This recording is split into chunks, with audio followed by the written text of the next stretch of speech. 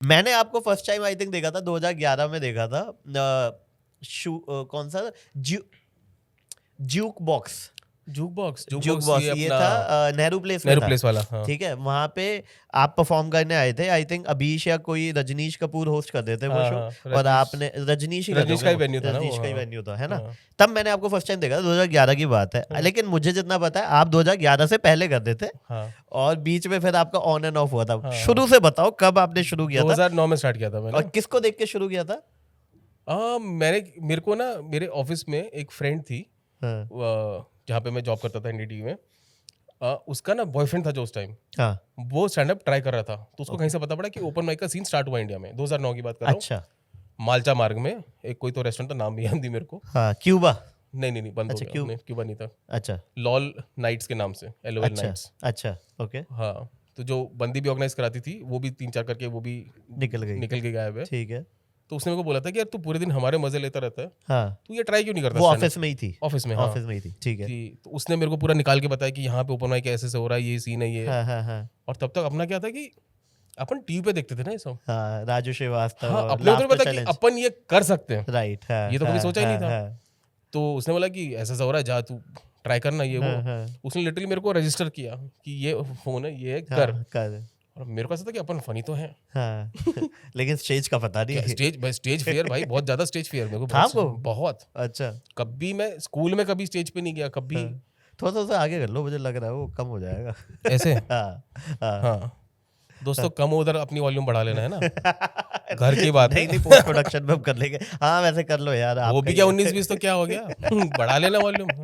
और क्या इतने नखरे वाले तुम मत देखो। हाँ, टिकट थोड़ी चार्ज कर। हाँ, और क्या आवाज नहीं।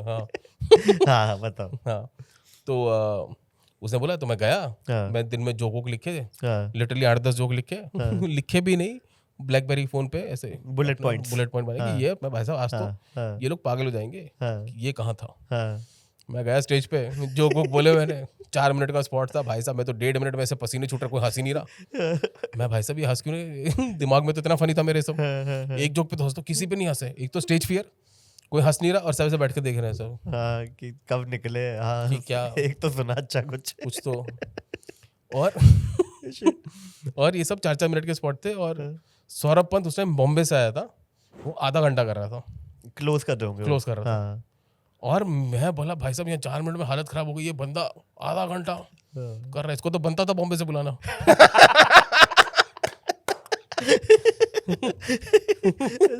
तो मेरी और सौरभ पंत की ना फोटो है 2009 की।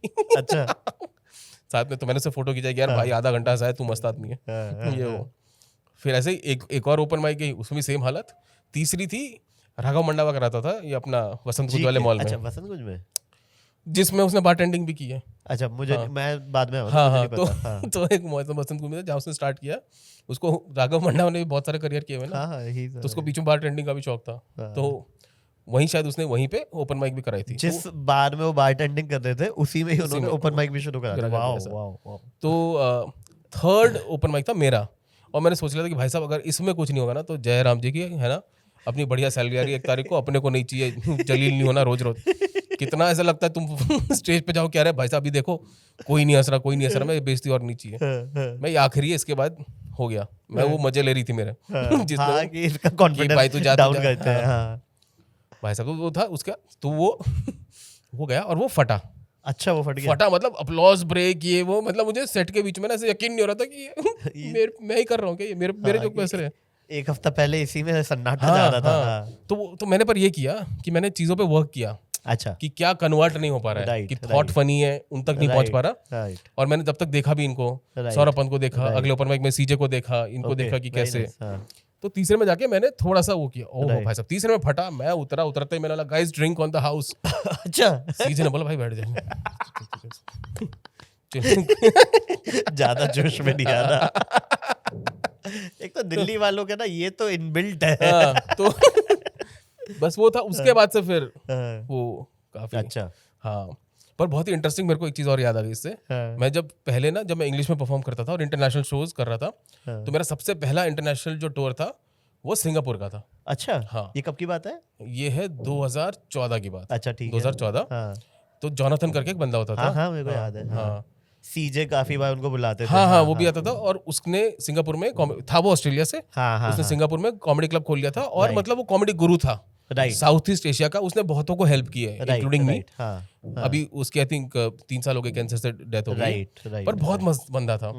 तो उसने मेरा सिंगापुर और मलेशिया का टूर किया। ओके। मैंने लिटरली उसको बस भेज दिया था कि मेरा स्टैंड अप का क्लिप है और मेरे को करना है। उसने बुक कर लिया 2014 में, मेरा आने जाने का खर्चा, मेरा स्टे का, और उसका पे भी कर रहा है। अरे भाई, अरे सिंगापुर और मलेशिया में परफॉर्म करने के लिए। तो भाई घुमा भी रहा है, पैसे भी दे रहा है। मैं सही है।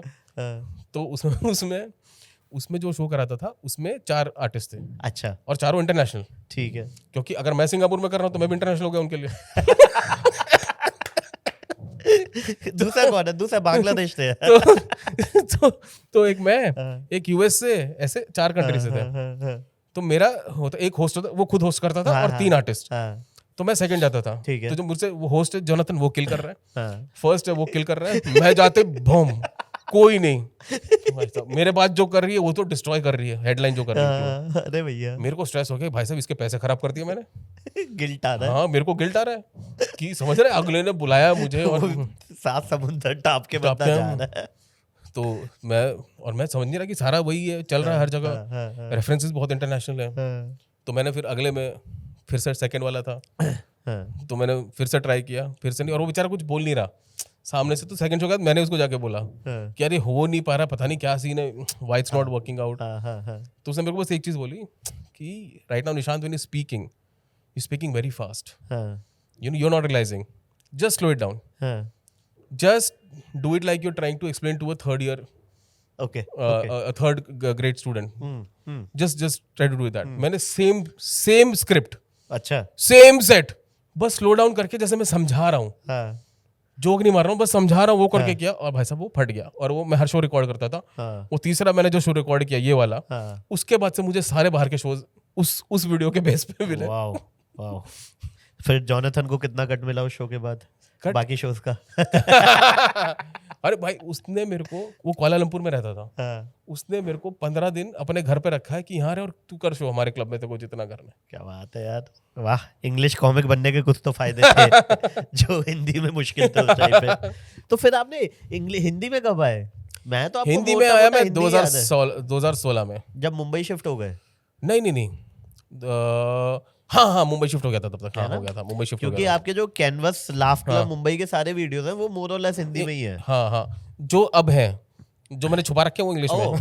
सॉरी गाइस, मुझे आइडिया नहीं है। जो विजिबल है वो। अच्छा। हाँ। बट मैंने एक चीज नोटिस की कि आपने ना जब शुरू, मतलब आपका ना, मुझे लगता है एक टिपिकल पर्सनैलिटी है कि जब आप किसी चीज में घुसते हो तब तो आप बहुत ज्यादा घुस जाते हो, और फिर एक टाइम पे आप बिल्कुल ऐसे हो जाते हो कि छोड़ो यार, चलने दो, है ना। जब मुझे याद है एक फेज चल रहा था आपका कि आप किसी भी शो में जा रहे थे, आप 10 मिनट किसी को होस्ट भी कर दो ना, आप सामने वाले को मोबाइल से रिकॉर्ड करवा लेते थे वो वीडियो, और वो बहस की यूट्यूब पे डाल दे, और वो वायरल हो रहा है, वो ट्रेंडिंग पे जा रहा है। ये क्या था ये?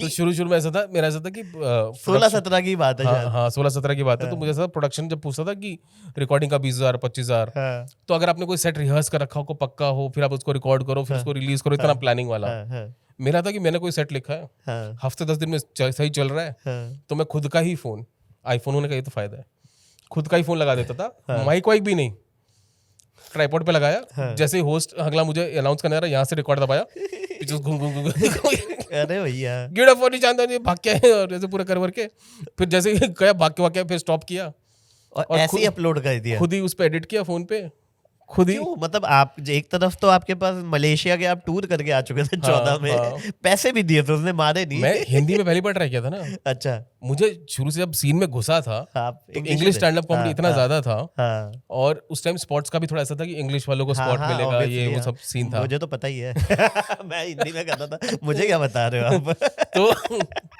तो जब मैं हिंदी में करना शुरू किया तो मैं खुद से इंप्रेस हो गया। ये क्या बात है कि यार हिंदी में तो क्या सही कूल है, कितनी चीजें बोलना ज्यादा आसान है ना, क्योंकि होता क्या अपना थॉट हिंदी में आता है, फिर अपने को इंग्लिश में ट्रांसलेट करो, फिर जोक मारो, अब यहाँ सीधा हिंदी में आ रहा है, हिंदी में बोल रहे हो, मैं भाई साहब ये तो फुल टॉस जा रही है सामने, बहुत जबरदस्त है। तो मेरे को बहुत मजा आने लगा। तो मैं ऐसे फोन से अच्छा, और वो वीडियो चलने लगे, मेरी क्या गलती है? दुनिया को उसमें से 3 वीडियो जो नंबर 1 पे यूट्यूब पे ट्रेंड हुए पता है मेरे को। एक तो शादी वाला भी आपका आई थिंक ऐसी लो कॉस्ट प्रोडक्शन ही था, दिवाली, शादी और एक और था, ये सब श्री फोर्ट के थे शायद। ये हाँ, एक श्री फोर्ट वाला तो रिकॉर्ड कराया हुआ था। अच्छा हाँ, वो तो रखो। शादी वाला शायद आपका श्री फोर्ट का था। हाँ, वो रिकॉर्डेड है। वो आई थिंक 1 पे गया था 2 दिन कंटिन्यूअसली, है ना? हाँ, याद है वो। और एक दिवाली वाला हुआ था ट्रेंड। दिवाली वाला तो मुझे जहां तक याद है वो लेफ्ट से रिकॉर्ड किया था, एवं ही शायद सिंगल कैमरे पे ऐसे ही घुसता है। शुरू के सारे वीडियो ऐसे ही हैं गाइस। वायरलिटी के लिए कोई प्रोडक्शन की मोहताज नहीं है वायरलिटी। मुझे पहला वीडियो मुझे रिकॉर्ड करवाया था कामरा ने कि ब्रो कैमरा लगा हुआ है, माइक है ही, तो ढंग से रिकॉर्ड करवा ले यार। हम वो वेस्टर्न स्टैंडअप में लाइनअप करते थे तो वो करवा रहे थे अपना। तो मैंने बोला हाँ ये बात भी सही है। मैं क्यों अपने मोबाइल यूज तो 20 मिनट का था, सब करवा ही रहे थे। तो उन्होंने बोला कॉस्ट भी डिवाइड हो जाएगी, ये भी है। तो उसमें मैंने 2 वीडियो रिकॉर्ड कराए थे। एक था मैंने इंडियन विजिट थाईलैंड करके, वो थाईलैंड वाला वो, और एक क्रिकेट का था। हाँ याद है मेरे को वो 2 क्रिकेट का। तो मुझे लगता है आपने पहले मेरे शो में भी एक दिन पहले अगले दिन शायद ट्राई किया था कि यार ये आया नहीं, ऐसा कुछ हुआ था। तो वो दोनों एक साथ रिकॉर्ड हो गए। बस फिर वो उसमें बहुत फनी था। उसमें ना इंडिया का कुछ तो वर्ल्ड कप का कुछ तो सीन चल रहा था। तो मैं तैयार था कि अपन वर्ल्ड कप जीतेंगे और मैं ये वीडियो डालूंगा। ठीक है। इंडिया हार गई। तो मैंने वो थाईलैंड वाला वीडियो डाला फिर और वो चल गया। तो गाइस ऐसी छोटी छोटी क्लिप्स में पैक आपको बड़ा एंटरटेनमेंट चाहिए, so don't forget to like, share and subscribe to काफी वाइल्ड लाइफ शो क्लिप्स।